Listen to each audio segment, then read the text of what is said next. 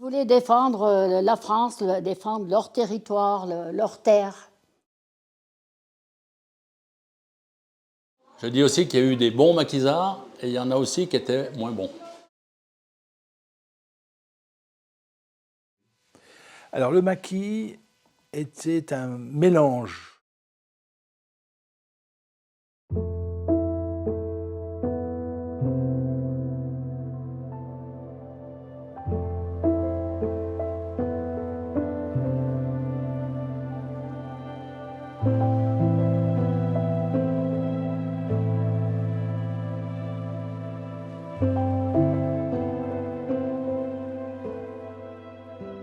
C'est ici, dans la vallée d'Abondance, où je passe tous mes étés et mes hivers depuis ma naissance. Randonnée, ski, escalade, je suis tombé amoureux des montagnes et de la culture de la Haute-Savoie. Et c'était en discutant avec un habitant dans cette région où j'ai découvert cette histoire de Tomerol et des maquis sur le plateau de Glières. Et pour moi, c'est l'idée d'un jeune garçon profondément patriote qui a fait tout pour libérer sa France et pour protéger sa famille et ses patriotes.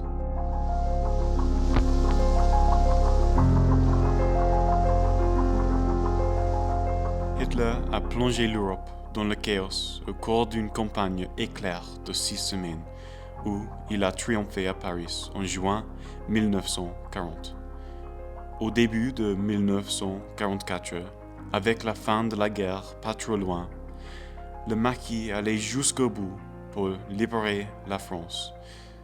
La résistance était la seule force contre les nazis, avec près de 90 000 victimes au cours de la guerre. Selon Maurice Schumann sur le BBC, en 1944, il y avait seulement 3 pays qui résistent en Europe: la Grèce, la Yougoslavie et la Haute-Savoie.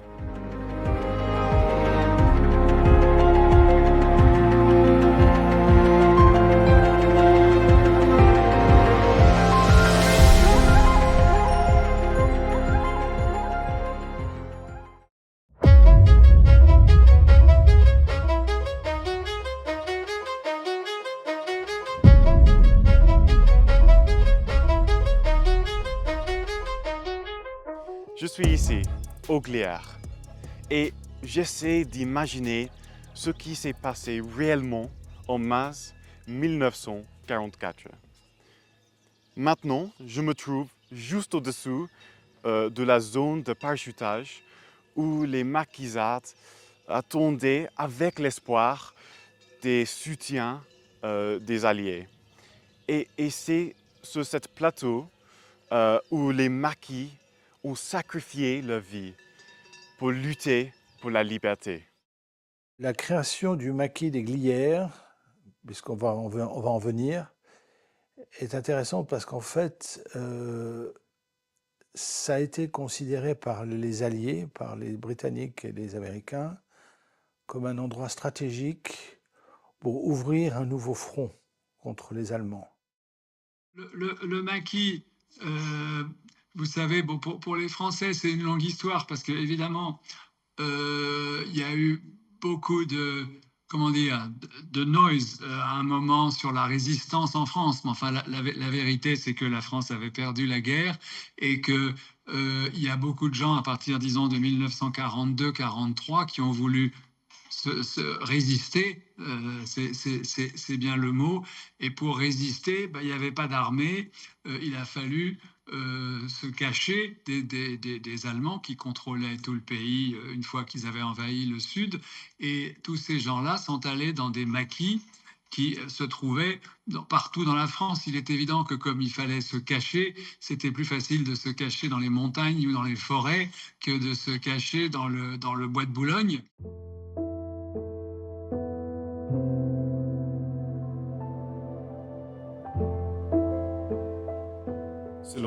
Nicolas Sarkozy, Tom Morel est l'un de nos plus beaux héros.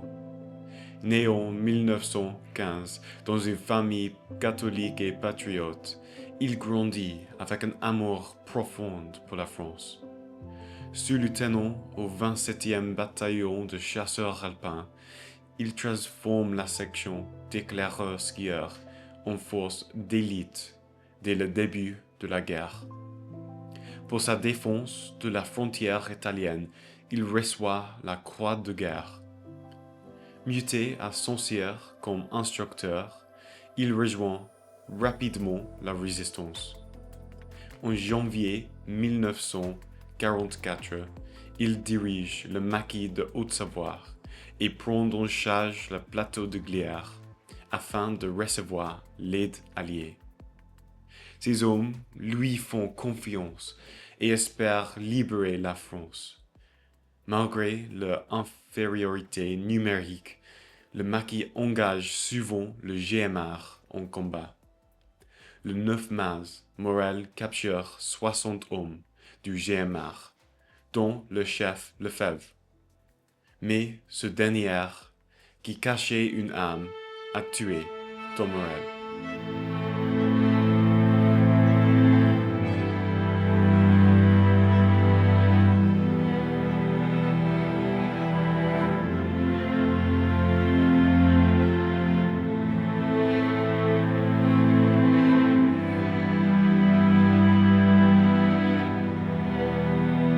Vous me suivez maintenant jusqu'au endroit où Tom Morel a été tué par le chef du GMR, le commandant Lefebvre. Mais pourquoi l'hôtel est-il en si mauvais état? Est-ce que c'est parce que tout le monde a oublié ce qui s'est passé ici?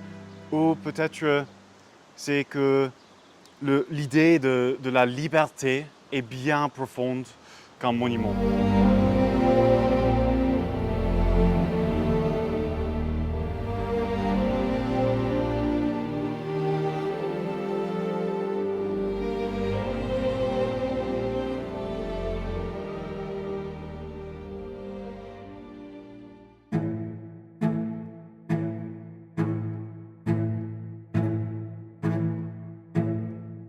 Nous sommes le 22 mars 1944.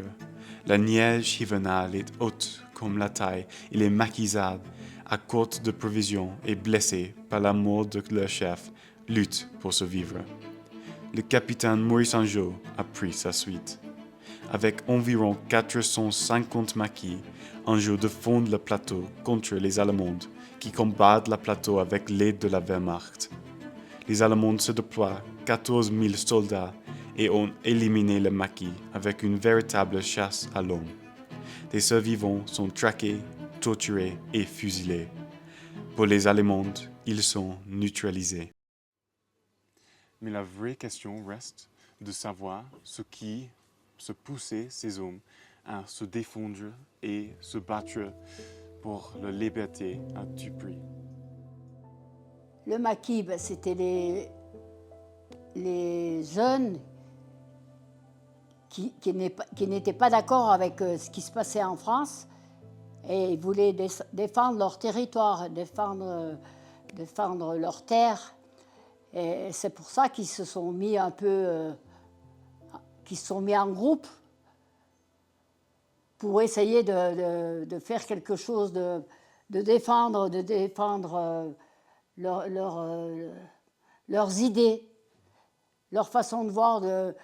Ils étaient contre la guerre. Ils voulaient pas aller se battre parce que nous, on a été envahis par les Allemands, même ici à La Chapelle. Hein. Mais pour ceux qui ont été découverts, les conséquences ont été graves. Eh bien, ceux qui étaient méchants, ils les mettaient en prison. Oui. S'ils étaient vraiment méchants, ils les tuaient. Ou encore, ils les enfermaient dans des camps de concentration.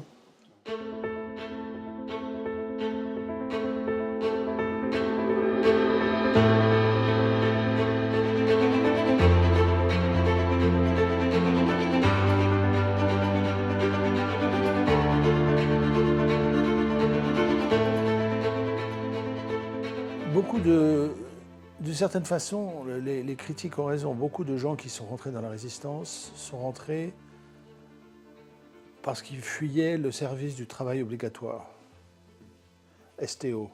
Le service du travail obligatoire, c'était en fait que les Allemands demandaient au gouvernement de Vichy d'envoyer des Français en Allemagne pour travailler. Les jeunes qui étaient élus pour cette corvée, très souvent se sont enfuis et sont rentrés dans la résistance.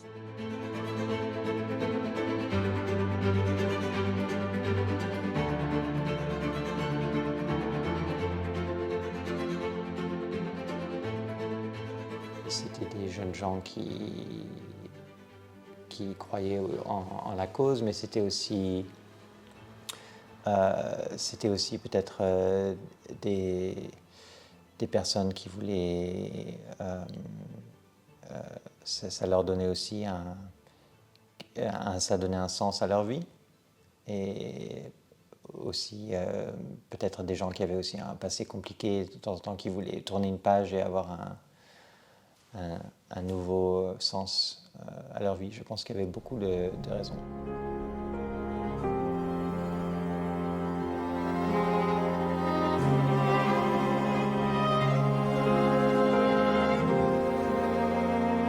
C'est-à-dire que la grosse majorité, c'était des gens bien, qui se battaient pour la France, mais il y a aussi des maquisards qui ont profité de la situation pour eux, et soit pour gagner de l'argent, soit pour profiter peut-être des gens, tu vois. Moi, j'ai pas beaucoup d'histoires, mais je me rappelle d'une histoire que mon père m'a racontée. Quand il était jeune, parce qu'il avait 13 ou 14 ans. Et lui, il s'est fait arrêter par des maquisards. Il remontait du village, il remontait chez lui, parce qu'il était venu acheter de la nourriture ici au village. Et il remontait chez lui. Et quand il s'est fait arrêter par les maquisards, ils lui ont tout pris. Il avait des jambons, enfin il avait plusieurs. Et il est arrivé à la maison en pleurant, parce que les maquisards lui avaient tout pris. Nous préférons, quant à nous, mourir que de subir le triomphe d'Israël.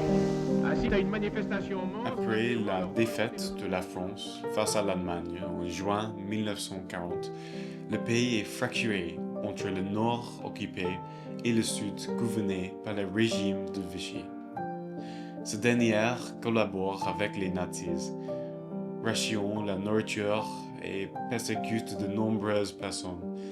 Plus de 600 000 Français sont soumis au travail forcé dans le cadre du STO et encore 76 000 Juifs sont déportés.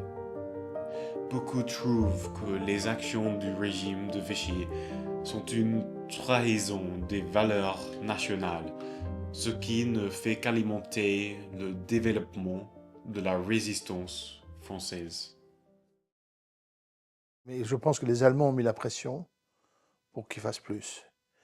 Et il y avait des réserves de mauvais personnages dans la milice qui ont été envoyés pour aider les Allemands. Tous les miliciens, tous les gens qui étaient collaborateurs savaient que le jugement allait venir. Il y a une phrase qui dit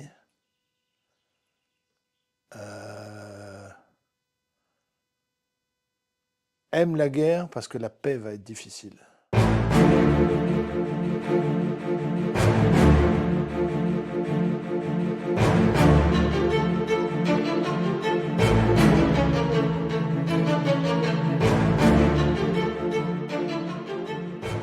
Je pense que des fois c'est compliqué parce que c'est vrai que c'est peut-être des fois plus facile de se mettre avec les Allemands que de lutter contre eux. Quand on est dans une mauvaise situation, peut-être qu'on n'a pas le choix, peut-être que la seule solution c'est d'aider l'ennemi. Mais donc c'est difficile, mais quand même c'est des traîtres.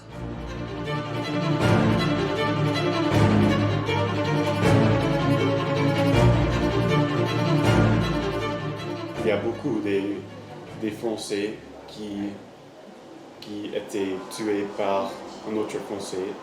Et est-ce que c'est un sujet très difficile d'en parler ou pas? Que pensez-vous C'est dégueulasse, comme on dit.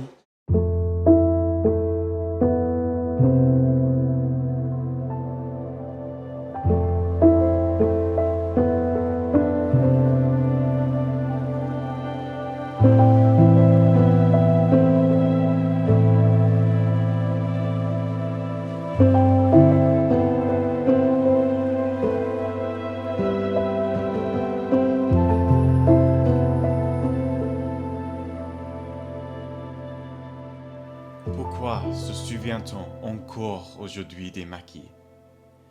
Nous avons entendu diverses raisons, allant d'un patriotisme acharné à une vision plus sceptique. Mais pour moi, l'image de Tom Morel, un jeune homme profondément patriote, résonne énormément. Son héroïsme brutal, son amour pour son pays et son désir de ne pas se laisser dominer par les oppresseurs. C'est quelque chose qui ne peut être capturé par aucun monument. Quelle plus belle qualité humaine que de se sacrifier pour son pays et sa liberté.